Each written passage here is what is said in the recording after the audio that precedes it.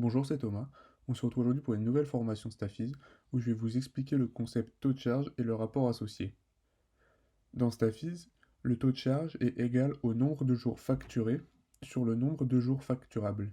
Imaginons un collaborateur qui, le mois précédent, aura passé 10 jours sur des missions facturées au client, 5 jours à faire des propositions du temps interne, non facturées, et 2 jours en congé, hors calcul. Son taux de charge sera donc égal à 10 divisé par 10 plus 5, soit 66%. Cela veut dire que 66% du temps qu'on a passé à travailler sera rémunéré par un client. En général, plus le taux de charge est élevé, mieux c'est, car plus le temps passé à travailler a permis d'engager des bénéfices. Avant d'étudier ce rapport, il vous faut définir dans les paramètres entreprise quelles missions sont chargeables ou non, c'est-à-dire quel type de mission va être facturable au client. Seuls les administrateurs peuvent faire cela, mais je vous montre tout de même pour que vous compreniez le principe. Dans Admin, cliquez sur Panneau administrateur, paramètres entreprise et mission. Ce tableau vous montre vos types de missions actuelles. Dans mon cas, j'en ai 4. Les missions de type client sont chargeables, mais les propositions ainsi que les missions internes ne le sont pas. Vous pouvez ajouter un type de mission en cliquant sur Ajouter un type de mission ou modifier le fait qu'elle soit chargeable ou non en cliquant sur ce bouton. Dans Staffies, il existe 3 types de temps: chargeables, qui seront facturés au client; non chargeables, qui sont des missions internes comme des temps alloués à des propositions par exemple; et hors calcul, qui sont des temps pas pris en compte dans le calcul du taux de charge, comme les congés par exemple. Une fois que nous avons vu cela, je vous propose d'aller créer ou modifier un projet sur la page de création de mission.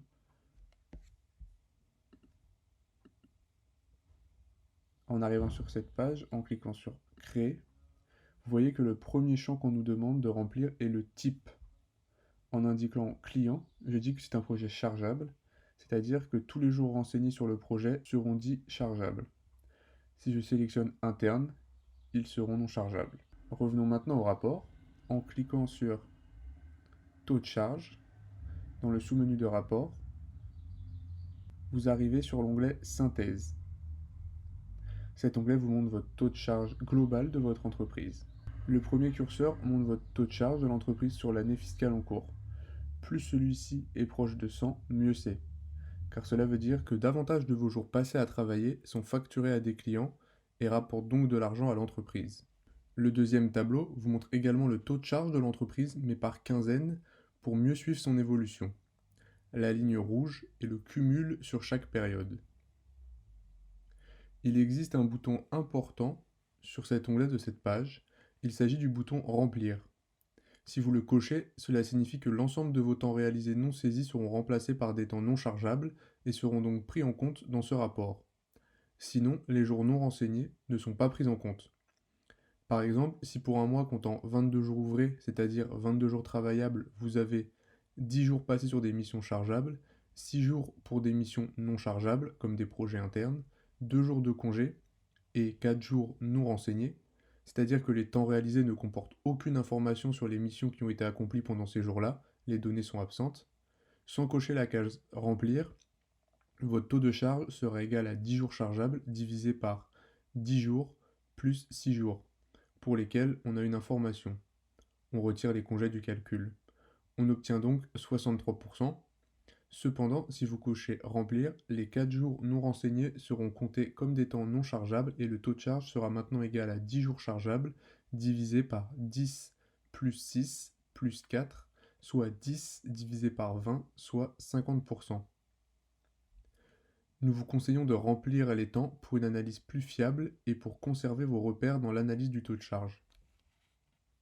Sur la page synthèse, il existe un deuxième onglet appelé Capacité de production. Il vous montre comment se répartissent vos jours. Pour le passé, on utilise les temps réalisés et pour le futur, on utilise le staffing. Vous pouvez également choisir de faire apparaître ce rapport pour le staffing uniquement, les temps réalisés uniquement, ou les deux. La page taux de charge vous présente également deux autres onglets. L'onglet Équipe dans lequel vous pouvez zoomer sur une équipe et voir le taux de charge par grade. Vous pouvez également choisir une équipe dans ce menu déroulant afin de voir le rapport par grade pour cette équipe. En cliquant sur Montrer les jours, vous avez le détail du calcul du taux de charge avec les jours chargeables et le total des jours chargeables et non chargeables. Par exemple, pour le mois d'avril, pour le grade junior, j'ai 47 jours sur des missions clients sur un total de 88 jours travaillés. En bout à droite du tableau, vous avez le total pour chaque grade et en bas du tableau, le total par mois pour l'ensemble des grades. L'onglet individuel, lui, vous montre le rapport pour chacun de vos collaborateurs. Vous pouvez voir ce rapport par période ou alors sur l'année en cours. Ainsi, je peux voir le détail pour chaque mois pour chacun des collaborateurs, comme pour Xavier Niel par exemple, et son total du taux de charge à l'année. Voilà, cette formation est maintenant terminée. Je vous conseille également de regarder les formations sur l'ensemble des rapports dans Staffiz pour plus d'informations à ce sujet. Et moi, je vous dis à bientôt pour une nouvelle formation.